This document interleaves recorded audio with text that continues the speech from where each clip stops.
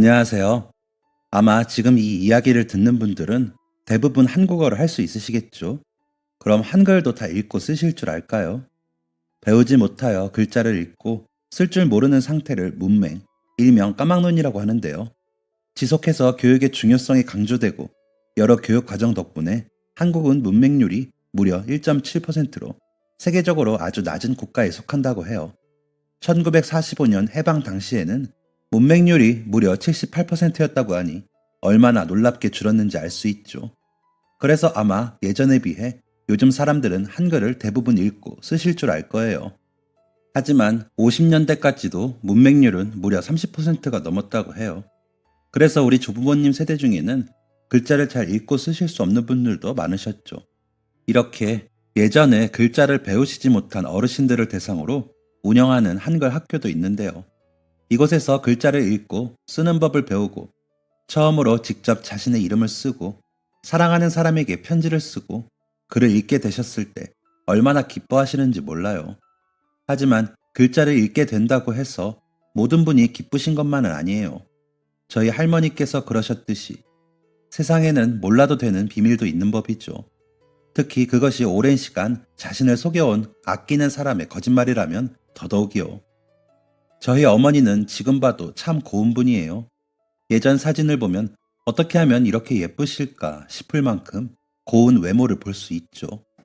저희 어머니라서 하는 이야기가 아니라 실제로 어머니를 본 분들은 모두 그렇게 이야기하고는 했어요.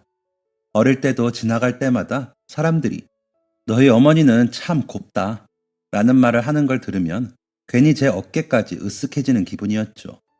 아마 그래서 아버지도 어머니랑 결혼하셨지 않을까 싶어요. 너무 예뻤던 어머니는 어린 시절 일찍 부모님이 돌아가셔서 고아로 평생을 사셨어요. 부모님이 돌아가신 후 이 집 저 집 일손을 거들러 다니시다가 한 집에 입주 가사 도우미로 들어가셨는데 거기서 아버지를 만나게 되셨죠. 할아버지는 동네에서 벽돌 공장을 크게 하고 계셨는데 그 당시에 공장이 꽤 잘 되어서 돈을 잘 버셨거든요. 그 당시 아버지는 돈이 있는 집안의 도련님 같은 이미지였는데 자기 집에서 일하는 또래인 어머니를 보고 한눈에 반하셨다고 해요. 착하고 성실해서 할머니와 할아버지에게도 사랑받았죠. 하지만 아버지가 성인이 되기 전 할아버지의 공장은 갑작스러운 화재 사고로 인해서 문을 닫게 되었어요. 그날 늦은 시간까지 공장을 확인하시던 할아버지와 직원 몇 분이 화재로 돌아가시게 되었죠. 공장은 문을 닫고 가지고 있던 돈으로 공장 화재로 피해를 당한 가족들에게 배상해 주셨어요. 그 누구도 잘못을 묻지 않았지만 그 당시 할머니는 공장의 운영에 책임이 있는 사람으로서 당연히 배상을 해주어야 한다며 완강하게 대답하셨다고 해요. 그렇게 피해를 당한 가족들에게 위로금을 주고 공장도 생계를 유지하던 할아버지도 없으니 집안의 살림은 금세 궁핍해졌어요. 그나마 남은 돈을 가지고 할머니는 시내에 작은 수선집을 차리셨어요. 예전부터 손재주가 매우 좋으셨거든요. 아버지는 한동안 방황하셨다고 해요. 갑작스러운 사고로 자신의 아버지를 잃고 잘 나가던 도련님에서 하루아침에 넉넉하지 않은 살림에 놓였으니 많이 당황스러웠을 거예요. 생활이 적응도 잘 되지 않았을 테죠. 그런 아버지를 다시 일어설 수 있게 해주신 게 어머니였다고 해요. 사고 이후 어머니는 할머니의 수선집에서 일하셨어요. 어린 나이부터 자기 집에 들어와 일하던 어머니에게 당장 일자리를 잃게 해서 미안한 마음에 다른 부잣집에 일을 알아봐 준다고 했지만 한사코 거절하셨다고 해요.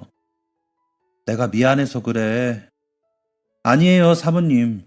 그동안 수선일도 배우고 싶었고 사모님도 당장 다른 사람 쓰려고 하시면 돈도 여유롭지 않으시잖아요. 그러니까 하는 말이다. 예전처럼 급여도 넉넉하게 못 주는데 그럼 언제든 돈 더 주겠다는 좋은 곳 있으면 거기로 가거라. 네가 지금 내 생각을 하는 게 중요하냐? 네 인생도 챙겨야지. 네, 그럼 그럴게요. 돈 많이 준다는 곳 있으면 언제든지 갈게요. 어린 나이에 일도 서툴렀던 자신을 유독 잘 챙겨주었던 할머니를 어머니는 사고가 나자마자 두고 갈 수 없었다고 해요. 티는 내지 않았지만 하루아침에 뒤바뀐 삶이 할머니에게도 아버지에게도 쉽지 않으셨을 거라고요. 그 시기 아버지는 잠시 방황하셨는데 동네 도련님의 인생에서 어느 날 갑자기 수선집 위 건물에 사는 서민이 되었으니 얼마나 당황스럽고 혼란스러웠을까 싶어요. 그런 아버지가 다시 마음을 잡을 수 있도록 한 것은 어머니의 영향이 컸어요. 어머니는 자기 삶이 부유하든 가난하든 이전과 변함없이 똑같이 대해준 유일한 사람이었다고 해요. 옆에서 마음을 다독여주고 응원해준 어머니 덕분에 아버지도 자신의 자리로 돌아올 수 있었어요. 어머니, 나는 찬성이다. 내 아들이지만 경은이가 너한테 과분하지. 저렇게 예쁘고 똑똑하고 참한 아가씨를 어디서 어떻게 만나겠냐, 네가. 사모님, 아이고, 내가 사모님 아닌 지가 언제인데 아직도 그 소리냐. 난 경은이 네가 행복하면 됐다. 우리 아들놈이 못나고 부족한 점이 많지만 내가 너 고생 안 하게 더 잘하마. 우리 아들 잘 부탁한다. 그렇게 할머니께서 두 팔 들고 환영하여 아버지와 어머니는 결혼하게 되었어요. 그때쯤 할머니의 수선집은 장사가 잘 되어 양장을 만드는 재단 가게도 같이 하시게 되었죠. 할머니도 어머니도 솜씨가 좋고 인품도 좋아서 주변에서 다들 무척 좋게 봐주셨어요. 할머니는 글자를 읽고 쓰는 법을 모르셔서 손님들의 주문 사항이나 영수증 등을 적는 것을 어려워하셨는데 어린 시절 글을 배워서 읽고 쓸 줄 아는 어머니께서 그런 부분을 잘 도와주셨죠. 두 분은 서로가 부족한 점을 보완하고 도와주면서 가게를 운영해 갔어요. 그맘쯤 아버지는 시내의 신발 가게에 취직해 구두 닦는 일을 시작하셨어요. 가게에 구두를 맡기고 간 분들을 직접 찾아가 돌려주기도 하고 직접 도구를 든 통을 메고 주변을 돌아다니며 구두를 닦아주기도 하셨죠. 넉넉한 벌이는 아니었지만 그래도 소소하게 돈을 모으며 새 가족이 행복하게 지냈어요. 그리고 어느 날 우리 가족에게 기쁜 소식이 찾아왔어요. 바로 저예요. 어머니께서 임신하게 되셨고 아버지랑 할머니는 너무나 기뻐했어요. 아버지는 더 열심히 일해서 부족함 없이 아이를 키우겠다고 하셨죠. 할머니는 마치 친딸을 보살피듯 어머니를 보살폈어요. 그리고 제가 태어났죠. 아들이에요. 아이고, 고생했다. 고생했어. 여보, 정말 고생 많았어요. 건강하게 무사히 세상에 태어났고 저는 우리 집의 기쁨이자 행복이었어요. 할머니, 아버지, 어머니 모두 다 저를 너무나 예뻐하고 사랑해 주셨죠. 가난을 벗어나 저희는 차츰 먹고 살만한 환경이 되었어요. 저는 좋은 가족들 사이에서 넉넉하지는 않았지만 부족하지는 않게 자랐죠. 하지만 제가 초등학교에 들어가면서부터 많은 게 달라지기 시작했어요.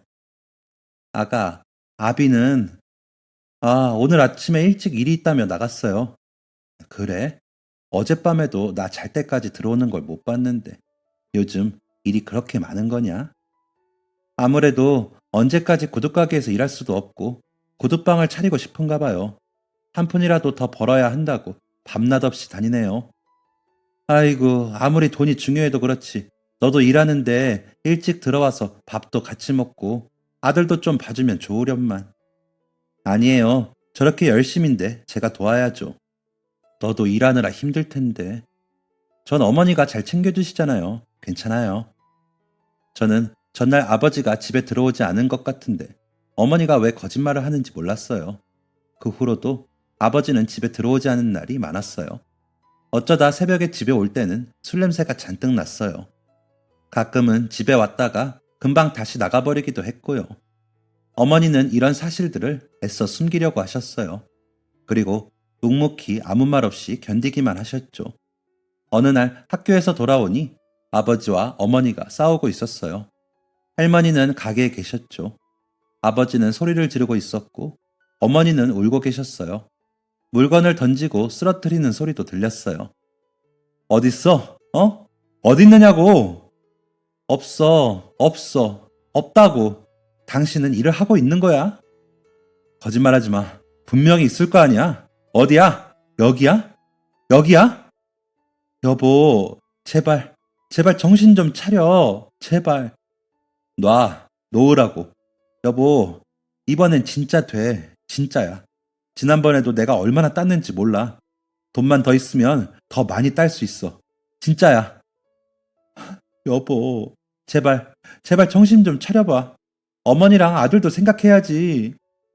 생각해서 이러는 거야. 어머니, 당신, 우리 아들. 다 잘 살게 해주고 싶어서 그러는 거라고. 몇 번만 제대로 따면 당신이랑 어머니 밤낮 없이 일 안 해도 돼. 우리 아들도 예전 나처럼 대궐 같은 집에서 살 수 있다고. 여기 있다. 여보, 그건 안 돼. 안 돼. 그거 이번 주에 집세 낼 돈이야. 안 돼. 그건 안 돼. 여보, 걱정하지 마. 내가 이걸로 이 집 우리가 살 수 있을 만큼 따올게. 걱정하지 마. 여보, 안 돼. 안 돼. 문이 열리자 돈 봉투를 들고 있는 아버지가 보였어요. 그런 아버지의 바짓단을 붙잡고 울부짖고 있는 어머니도 보였죠. 아버지, 우리 아들, 아버지가 가서 돈 많이 벌어올게. 엄마랑 할머니 말 잘 듣고 있어. 아버지. 아버지는 제가 부르는 소리에도 등을 돌린 채 집을 나섰어요. 어머니는 저를 보더니 빠르게 눈물을 닦으며 자리에서 일어나셨죠. 우리 준이 왔니? 어머니, 아버지랑 싸웠어? 에이, 아니야. 엄마랑 아빠랑 안 싸웠어. 우리 아들 걱정했구나. 배고프지는 않아? 엄마가 조금 전에 감자 쪄놨는데 간식 갖다 줄게. 방으로 들어가니 온 방 안은 난장판이었어요. 옷장과 서랍에서도 옷이 잔뜩 꺼내져서 흐트러져 있고 서랍에서도 물건들이 다 꺼내져 있었죠. 엄마는 부엌에서 잘 찐 감자를 그릇에 가지고 와 저에게 내밀었어요. 그러더니 빨개진 눈으로 방을 정리하기 시작했어요. 아들, 오늘 있었던 일은 할머니한테는 비밀이야. 알았지? 응. 저는 무슨 일이냐고 물어보고 싶었지만 그럴 수 없었어요. 어머니랑 아버지는 왜 싸운 건지, 아버지는 언제 볼 수 있는 건지 물어보고 싶었죠. 하지만 어머니의 울었던 눈을 보니 왠지 아무 말도 할 수 없었어요. 그래서 저는 묵묵히 어질러진 방을 정리하는 어머니를 보며 소리 없이 감자만 먹었어요. 그날 먹은 감자는 온종일 제 목을 꾹꾹 눌러막아 울지도 하고 싶은 말을 하지도 못하게 하셨어요. 어머니는 그 후로도 별다른 내색을 하지 않으셨고 집은 조용하기만 했어요. 아버지는 여전히 가끔 집에 와서는 어머니가 숨겨둔 비상금을 훔쳐가거나 제 돌반지, 어머니의 귀중품 중 돈이 될 만한 것들을 다 가지고 나가고는 했죠. 저는 아버지가 집에 오기를 바라다가 시간이 지나며 변하는 아버지의 모습을 보며 오히려 마주치지 않고 돈만 가지고 나가는 것이 다행이라는 생각을 했어요. 예전에는 아버지를 너무 좋아했고 아버지가 저랑 놀아주는 시간을 기다렸어요. 하지만 지금은 아버지를 마주치면 이상하게 겁이 나고 두려웠어요. 아버지의 눈은 예전과 달랐거든요. 어딘가에 미쳐있는 광기가 담겨 있었어요. 어린 나이였지만 무엇인가 분명 잘못되었다는 것은 온몸으로 느낄 수 있었죠. 엄마, 아버지 집에 오지 않으면 안 돼? 준이야, 아버지 집에 오는 거 싫어. 오면 맨날 소리 지르고 무서워. 준이야, 아버지가 지금 좀 힘들어서 그래. 준이도 막 힘들면 화도 나고 짜증도 나고 그러지. 아버지가 밖에서 일하시느라 많이 힘드신가 봐. 조금만 더 지나면 괜찮아질 거야. 아버지 힘내실 수 있게 우리가 조금만 더 기다려드리자. 그럴 수 있지, 우리 준이? 응, 그래도 아버지가 너무 무섭게 하면 엄마가 지켜줄 거지. 어머니는 저를 품에 꼭 안더니 울먹거리는 목소리를 애써 삼키며 말했어요. 응, 준이야, 우리 아들. 내 아들. 무섭지 않게 엄마가 무슨 일이 있어도 지켜줄게. 무슨 일이 있어도 꼭 어떻게든 지켜줄게. 그로부터 얼마나 지났을까요? 아버지의 폭력성은 날이 갈수록 심해졌어요. 하루는 어머니에게 내가 왜 너처럼 가난한 년이랑 결혼해서 이 고생을 해야 해?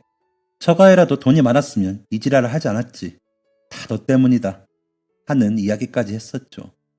그리고 제가 10살도 채 안 된 무렵 아버지는 편지 한 장을 남기고 호련히 사라졌어요. 가게가 끝나고 집에 들어와 부엌에 올려진 편지를 할머니께서 제일 먼저 발견하셨어요. 하지만 할머니는 글자를 읽을 줄 모르셨기에 편지의 내용을 알지 못하셨죠. 아니, 이게 뭐냐? 편지 같은데? 어머니는 편지를 받아서 들고는 잠시 손을 바르르 떠셨어요. 어머니, 준이 아버지가... 어머니께서는 무슨 말씀을 하시려다가 멈췄어요. 다시 편지를 읽고 할머니를 보더니 한참을 있다가 말을 이으셨어요. 어머니, 준이 아버지가... 아는 형님이 미국에서 세탁소 일을 도와달라고 했다네요. 그래서 다녀온대요. 갔다 오면 돈도 많이 벌 수 있고, 잘 되면 우리 가족 모두 미국에 초대할 수도 있다고 하네요. 그 전까지는 비행기 값이랑 생활비 때문에 당분간은 돈을 못 보내줄 것 같다고 해요. 대신 급여가 어마어마하다고 조금만 기다려 달래요. 가족들 보면 발길이 안 떨어질 것 같아서 얼굴 못 보고 간다고, 미안하다고, 어머니께도 죄송하다고, 잠시만 어머니 좀 잘 모셔달라고 그렇게 쓰여 있네요. 아이고, 아무리 그래도 그렇지 이렇게 갑자기 그 먼 곳까지 우리한테 한마디 상의도 없이. 안 그래도 요즘 구두가게 사정이 안 좋아서 급여도 제대로 못 받고 다른 일을 알아보고 있었거든요. 갑작스럽긴 하지만 나중에 가족들도 초대한다고 하니 좋은 기회일지도 모르겠어요. 우리 준이도 미국 가서 잘하면 영어도 엄청나게 잘하겠죠? 그건 그렇지만 너한테라도 상의했어야지. 이렇게 무작정 가버리면 어쩌냐. 너 혼자 일하고 애 키우고 얼마나 고생인데. 그걸 그렇게 말도 없이 훌쩍 떠나. 전 괜찮아요. 저에게 어머니가 계시잖아요. 준이 아빠는 어머니를 부탁한다고 했지만 사실 어머니께서 오히려 저를 잘 돌봐주고 잘 챙겨주시는 거죠. 아이고, 우리 애기 이렇게 착해서 어째. 나중에 전화라도 오면 내가 그놈 아주 혼쭐을 내야겠다. 혹시 너도 편지라도 쓰게 되면 아주 내가 가만 안 둔다고 혼내준다고 적어라. 네, 어머니. 역시 어머니가 있어서 든든해요, 저는. 준이도 이리 와. 그때 어머니는 어떤 표정을 감추고 있었을까요? 진짜 마음이 어떤 것인지는 알 수 없었지만 어머니께서는 저와 할머니를 꼭 안으면서 아마도 새로운 인생을 위한 다짐을 하고 있었을 거예요. 그리고 어머니께서는 다음날 아버지가 남기신 편지를 버리시려고 몰래 내놓으셨어요. 그 후 저는 할머니, 어머니와 셋이 살게 되었어요. 아버지는 이미 오랜 시간 가족으로서, 가장으로서 자신의 자리를 내려놓았었기 때문에 그 빈자리가 딱히 느껴지진 않았어요. 물론 아들이니까 할머니께서는 매우 그립고 걱정되셨을 거고, 어머니도 사랑해서 결혼한 남편이었기에 그 슬픔이 더하셨겠죠. 저는 어렸지만 아버지의 부재 속에서 어떻게든 할머니와 어머니에게 더 좋은 것을 해드리고 싶었어요. 그래서 두 분이 가지 못했던 학교를 열심히 다녔어요. 두 분 다 늘 학교에 다니고 공부를 하는 게 꿈이라고 하셨으니까요. 그리고 제가 할 수 있는 일은 그게 전부였어요. 두 분 다 밤낮 없이 가게를 꾸리며 열심히 일하셨고, 저는 제 자리에서 할 수 있는 최선을 다해야 했죠. 남편이 도망갔다는 동네 사람들의 수군거림을 이겨낼 유일한 방법이기도 했고요.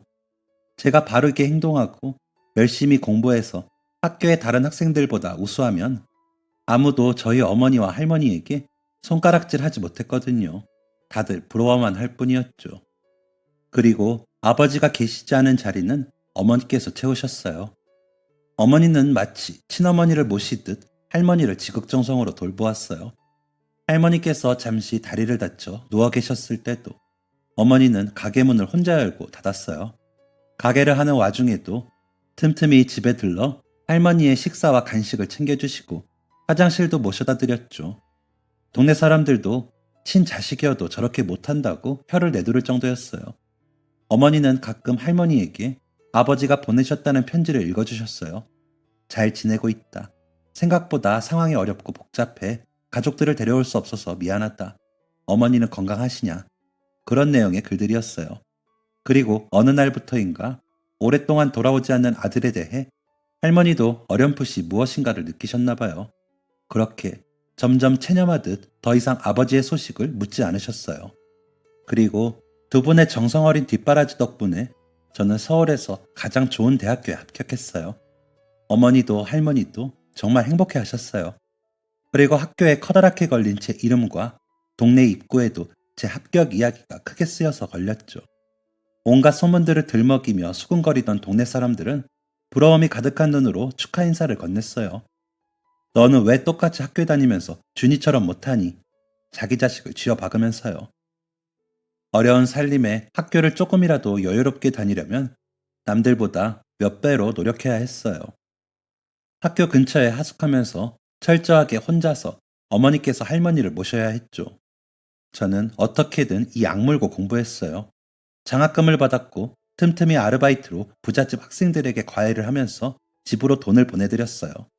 두 분은 이런 거 필요 없다고 한사코 거절하셨지만 제가 이 자리까지 올 수 있었던 것은 모두 두 분 덕분이니까 뭐라도 해드리고 싶었어요. 그렇게 대학을 졸업하고 우리나라에서 손에 꼽히는 대기업에 취업했어요. 3년 동안 악착같이 돈을 모아 서울에 어머니와 할머니를 모시고 살 수 있는 집을 마련했어요. 좋은 집은 아니었지만 어머니 이름으로 구입한 집이었죠. 준이야, 어머니, 그동안 할머니 모시고 저까지 키우시면서 너무 고생 많으셨어요. 열심히 돈 벌어서 더욱더 좋은 집 사드릴게요. 그러니까 오래오래 건강하셔야 해요. 고마워, 준이야. 고마워. 엄마가 많이 해준 것도 없는데. 에이, 그런 말씀 말아요. 바르고 착하고 성실하고. 저는 어머니에게 배운 게 너무 많아요. 잘 키워주셔서 너무 감사해요, 어머니. 원래 있던 가게를 정리하고 그동안 두 분이 모은 돈을 합쳐서 집 근처에도 수선집을 열게 되셨어요. 우연히 퇴근길에 보니 지역 문화센터에서 어르신들께 한글을 가르쳐주는 수업이 있었어요. 저는 예전부터 글을 몰라 답답해 하시던 할머니가 생각났죠. 할머니, 할머니! 아이고, 준이 왔냐? 네 엄마도 가게 정리하고 이제 출발한단다. 내일 너희 엄마 생일이라 할머니가 미역국 끓여놨어. 오면 같이 먹자. 어머니 생신은 음력이라 나도 자꾸 까먹는데 할머니는 어쩜 이렇게 잘 알아? 내일은 제가 케이크 사올게요. 아니 근데 그게 중요한 게 아니야. 뭔데 이렇게 급해? 여기 앞에 복지관이랑 같이 큰 건물 있는 거 아시죠? 알지 그럼. 거기서 어르신들 한글 가르쳐주는 한글 교실을 한대. 할머니 글자 배우고 싶어 했잖아요. 다녀보면 어떨까 싶어서. 한글 교실? 돈 드는 거 아니야? 에이, 무료야, 무료. 내일 전화해볼까요? 나야 좋지. 그리고 다음 날부터 할머니는 일주일에 3번 한글 교실을 다니기 시작했어요. 거기서 동네 어르신들이랑도 친해지고 글자를 배우시는 게 너무 재밌다고 하시더라고요. 마치 아이들이 처음 글자를 배우듯 할머니 성함, 어머니 성함, 제 이름, 라디오, 텔레비전 등등 사소한 것들도 글자로 쓰시면서 자랑하셨죠. 회사 잘 다녀와라. 처음 할머니가 삐뚤빼뚤하게 적어서 저에게 주었던 편지를 잊을 수가 없어요. 영락없는 어린이 글씨였거든요. 그래도 어떤 마음으로 꾹꾹 눌러담아 그거를 쓰셨는지 잘 알기에 저는 할머니가 써주시는 편지마다 모아서 방에 놓아두고는 했어요. 고맙다 경은아, 맨날 사랑해. 한글을 배운 지 2달쯤 되어서 어머니에게 써준 편지였어요.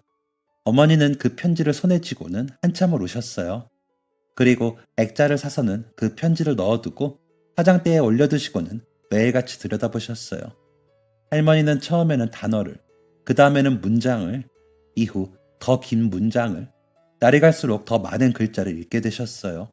그리고 어느 날, 그날은 제가 퇴근길에 어머니를 모시고 집으로 돌아오는 길이었어요. 오랜만에 시간이 맞아 퇴근하면서 어머니와 동네 한 바퀴를 돌고 평소보다 조금 늦게 집으로 돌아왔죠. 문을 열고 집에 들어오니 할머니께서 울고 계셨어요. 할머니, 어머니 무슨 일이에요? 어디 아프세요? 아이고, 이 못난 계집애야. 아이고. 할머니는 작은 주먹으로 어머니의 등을 두드리시고 자신의 가슴팍을 치며 우셨어요. 아이고, 이 녀석아. 아이고, 어쩌자고 이랬어, 어쩌자고. 어머니, 어쩌자고. 어머니, 무슨 일이에요? 왜 그러세요? 그때 어머니는 할머니의 손에 쥐어진 편지와 옆에 놓여있는 박스를 들여다보았어요. 박스에는 편지들이 가득 들어있었죠. 아, 어머니는 작은 탄식을 내뱉더니 자리에 주저앉았어요. 어쩌자고 그랬어, 어쩌자고. 왜 이런 엄청난 짓을 했어, 어? 아이고, 애야, 아이고. 어머니, 죄송해요. 왜 그랬어? 어머니, 왜 그랬어? 왜? 대체 왜? 죄송해요, 어머니. 죄송해요. 어쩔 수가 없었어요. 저는 할머니가 떨어뜨린 편지를 들어 읽어보았어요. 준이야, 안 돼! 어머니는 말리려고 하셨지만 저는 이미 내용을 읽고 있었죠. 경원아, 어쩌면 우리는 이럴 수밖에 없는 운명이었다. 너를 만나고 내게는 늘 나쁜 일만 생겼어. 너랑 나는 오히려 서로가 없어야 하는 사람들일 수도 있다. 너도 알았는지 모르겠지만 나에게는 다른 여자가 생겼다. 그 여자가 임신했고 나는 그 여자랑 남은 생을 같이 하고 싶다. 그리고 이제 더 이상 너에게 마음이 없어. 우리 부부의 연을 끝냈으면 한다. 필요한 서류는 다 놔두고 간다. 어차피 너도 알다시피 돈이 없어 준이를 키우는데 보태주지도 못한다. 그냥 너희 부모가 그랬듯 남편도 죽었다고 생각하고 살아라. 어머니께는 면목이 없다. 나중에라도 자리 잡으면 어머니는 내가 모시러 가겠다고 전해줘. 그리고 절대 나를 찾지 말아라. 그랬어요. 아버지는 제가 어릴 때 일을 하러 떠난 것이 아니라 다른 여자와 바람이 나서 저희를 떠난 거였죠. 자신의 어머니도 떠맡긴 채 말이에요. 편지의 내용은 이미 아버지가 저희를 버렸다고, 그 존재를 오랫동안 잊고 산 지금 읽어도 너무 가슴이 아팠어요. 이걸 그 자리에서 처음 읽어보았던 어머니는 어떠셨을까요? 눈앞이 아찔했어요. 왜 그랬어, 왜? 네가 내 딸도 아니고 친엄마도 아닌데 뭐하러 저 못난 놈 애미를 이제까지 데리고 살았어? 뭐하러 그랬어? 뭐하러? 아니에요, 어머니. 어머니는 제가 어머니 집에 일하던 때부터 제 친어머니나 다름없어요. 친어머니에 대한 기억보다 어머니와 함께한 추억이 더 많은걸요. 오히려 어머니가 안 계셨으면 제가 어떻게 살았을까 싶어요. 아이고, 왜 그랬어, 정말. 그때도 넌 젊고 예쁜데 다 놔두고 너는 네 인생 살았어야지. 애는 내가 키우도록 놔두고 너는 나갔어야지. 그놈이 아니라 네가 나갔어야지. 나가서 좋은 사람 만나서 재혼도 하고 행복하게 살았어야지. 뭐하러 늙은 노인을 모시고 평생을 살아? 뭐하러? 무슨 말씀이세요? 어머니가 계셔서 제가 얼마나 다행이었는데요. 준이랑 어머니가 있어서 제가 이렇게 살 수 있었던 거예요. 그런 말씀 마세요. 엄마, 그동안 얼마나 힘들었어. 이렇게 큰 비밀을 혼자 떠안고서 얼마나 힘들었어.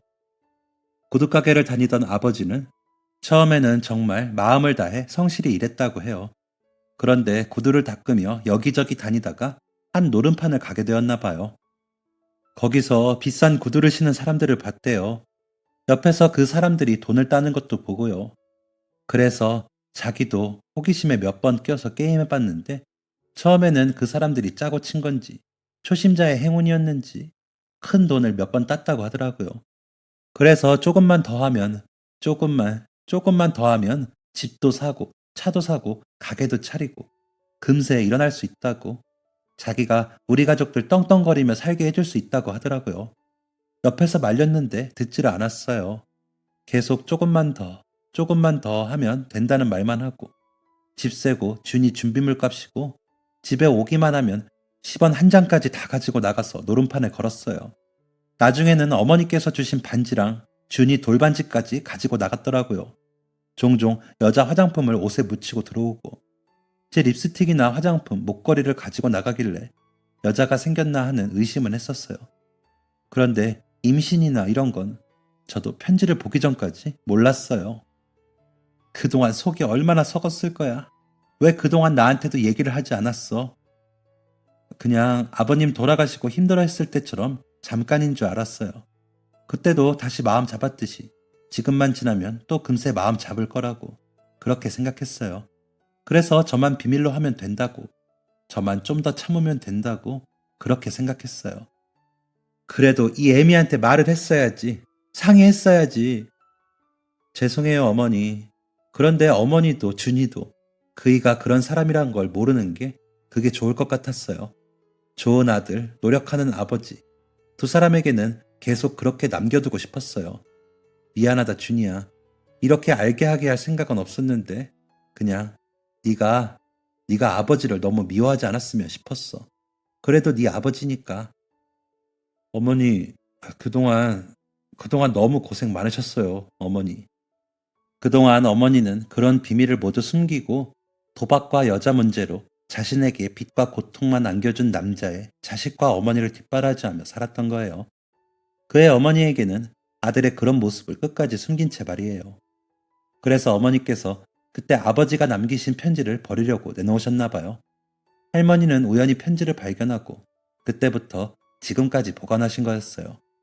아들이 남긴 마지막 물건이었으니까요. 알고 보니 아버지께서 할머니에게 보냈다던 그 편지들도 사실은 어머니께서 쓰신 거였어요. 처음 아버지가 쓰신 글자와 확연히 다른 편지를 보고 할머니도 알게 되신 거였죠. 어차피 할머니는 글자를 읽으실 줄 모르는데 그런데도 어머니는 반듯한 글씨로 한자씩 정성을 다해 가짜 편지를 쓰셨어요. 얼마나 열심히 일하고 지내는지, 가족들이 얼마나 보고 싶은지, 다들 건강은 괜찮은지. 사실은 어머니의 애정이 어린 마음들이 마치 아버지의 사랑인 양 쓰여 있었던 거죠. 그렇게 그날 모든 진실을 알게 되고 할머니와 어머니는 밤새도록 울었어요. 서로에게 고맙고 미안하다고 말하면서요. 사실 어머니에게 진실을 듣기 전까지 어느 날 제 어린 시절에서 사라져버린 아버지에 대해서 궁금하기도 했어요. 차마 어머니에게는 물어볼 수 없었죠. 혼자서라도 아버지의 소식을 찾아볼까 했지만 어디로 간다는 이야기도 없었고 막연히 미국이라는 이야기만 했기에 찾아볼 방법도 막막했어요. 그렇게 가끔 아버지를 떠올리며 어떻게 지내고 계실까 궁금했었어요. 그런데 이렇게 사실을 알고 나니 찾아보지 않아서 다행이라는 생각이 들었어요. 어머니에게 아버지에 관해 물어보지 않아 다행이라는 생각이 들었죠. 그렇게 매정하게 떠나버린 아버지에 대해 궁금해했다면 어머니의 가슴만 더 아프게 했을 거예요. 그날 이후 저는 아버지에 대한 마음을 완전히 접었어요. 어디에 있는지, 어떻게 사는지 전혀 궁금하지 않았고 어디서 어떤 삶을 살고 있는지 모르겠지만 분명 저와 어머니, 할머니를 두고 나가서 잘 살지는 못할 거예요. 아무리 잘 살아도 저희 세 사람이 함께하며 쌓은 탄탄한 가족의 정과 사랑만큼 행복하지 못할 거고요. 이런 모든 여건에서 묵묵히 자신의 자리를 지켜온 어머니가 새삼 대단해 보였어요. 철없는 생각으로 어머니가 자식을 사랑하고 위하는 것이 당연하다고 생각한 때도 있었거든요. 자식도 부모도 두고 떠난 아버지를 보면 꼭 그렇지만도 않았네요. 홀로 아들과 할머니를 모시고 산 어머니가 얼마나 대단하신지 이 마음을 어떻게 다 표현해야 할지 모르겠어요. 자신의 인생을 포기한 채 어머니로 며느리로 평생을 살아오셨는데 그 고마움을 어떻게 해야 다 갚을 수 있을까요? 할머니는 그동안 가지고 있던 아버지가 주신 편지를 바로 버리셨어요. 그리고 아들에 대한 그리움도 같이 버리셨죠. 난 저런 자식 둔 적 없다. 저런 놈이 내 아들이라는 게 창피하다. 하면서 어머니에게 아버지가 속썩였던 만큼 자신이 더 잘하겠다며 손을 꼭 잡고 말씀하셨죠. 어머니는 부모님 없이 자라던 자신에게 부모와 같은 존재가 되어주신 것만으로도 감사하다며 할머니를 말렸어요.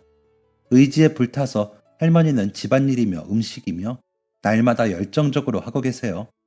저러다 병날까 걱정되어 말리기라도 하면 얼마나 강경하게 거절하시는지 몰라요. 저는 해외여행을 한 번도 가본 적 없는 두 분을 위해서 적금을 들기 시작했어요. 이걸로 어머니가 그동안 노력하신 것을 다 갚기에는 턱없이 부족하겠지만 이렇게라도 조금씩 보답해드리려고 해요. 어머니께서는 이 비밀이 밝혀질까봐 늘 마음 한 곳이 불편하셨다고 해요. 혹시나 아버지의 빚쟁이라도 집 앞에 나타나면 어떡하나 걱정도 되셨대요. 언제든 아버지가 나타나서 갑자기 돈, 아들, 할머니, 자신이 가지고 있는 것을 다 빼앗아가면 어떡하나 두렵기도 하셨고요. 하지만 다행인지 불행인지 아버지는 그렇게 떠난 뒤에 전혀 소식이 없었어요. 그래도 너무 미워하지 마라. 그런 미움 다 너 스스로 힘들게 만들 뿐이야. 나쁜 사람 맞지. 그리고 마음 약한 사람이고. 너 태어났을 때 그렇게 좋아했던 사람이었어. 제가 아버지를 미워할 때마다 어머니는 여전히 이렇게 말씀하세요. 아버지는 그저 마음이 약했을 뿐이라고. 쉽게 흔들리는 연약한 사람이었을 뿐이라고. 그래도 저를 많이 사랑했었다고요. 저는 아마 어머니처럼 아버지의 마음을 헤아릴 순 없을 거예요. 제 그릇보다 어머니는 훨씬 그릇이 큰 분이시니까요. 하지만 어머니처럼 되기 위해 노력은 하려고 해요. 훌륭한 학벌, 잘 나가는 직장보다 어머니께서 늘 저에게 알려주고 싶어 하시던 것은 따뜻한 마음과 인성이니까요. 그래서 누군가 미워지고 싫어질 때마다 어머니를 떠올려요. 어머니라면 어떻게 하셨을까 하고요. 할머니는 한글 학교를 수료하고 어머니와 함께 문화센터에서 하는 시쓰기 수업을 듣고 계세요. 두 분 다 워낙 글을 읽고 쓰는 것을 좋아하셔서인지 재밌게 배우시나 보더라고요. 아이고, 어머니랑 딸이 같이 수업 듣나 봐요. 좋겠다. 너무 부럽네. 센터에서는 할머니와 어머니를 모녀 사이로 오해하시더라고요. 우리 딸이 참 곱죠? 얼굴도 예쁜데 마음은 또 얼마나 더 예쁜지 몰라요. 글씨도 아주 예뻐요. 지난주에는 선생님이 우리 딸 글이 아주 좋다고 칭찬도 하더라니까요. 할머니는 오해를 해명하지 않으셨어요. 오히려 요즘은 어디 갈 때마다 어머니를 우리 딸, 우리 아가 라고 부르시고는 했어요. 어머니는 그런 호칭이 쑥스러운 듯 하면서도 싫지는 않으신 것 같았어요. 어머니가 할머니를 부르는 어머니의 호칭에도 예전과 다른 더 친밀한 느낌이 느껴졌거든요. 두 분은 웬만한 모녀 사이보다 더 끈끈한 애정을 자랑하고 계세요. 아들이자 손자인 제가 낄 자리가 없을 만큼요. 가끔은 나만 빼고 서운하다며 애교 섞인 볼멘 소리를 하기도 해요. 그럴 때마다 어머니와 할머니는 어쩔 수 없다 웃어버리시곤 하죠. 두 분은 요즘 합심해서 새로운 사업을 준비 중이에요. 어찌나 마음이 잘 통하는지 그동안 배운 글솜씨를 이용해 손수건이나 셔츠에 자수를 넣어 인터넷으로 판매를 시작하셨는데 반응이 꽤 좋아요. 물건이 팔릴 때마다 구입한 분들에게 감사 인사를 편지로 써서 보내드려요. 물론 편지는 할머니가 쓰고 계세요. 애써 배운 글솜씨를 아껴두기 싫다면서 말이에요. 할머니의 편지를 받은 분들은 어린아이 같은 글씨체가 예쁘고 귀엽다고도 해주시고 마치 자기 할머니에게 편지를 받은 것 같다며 감동적이라는 분들도 계세요. 어느 쪽이든 편지를 쓰는 할머니도 받는 고객들도 행복해하는 것 같아요.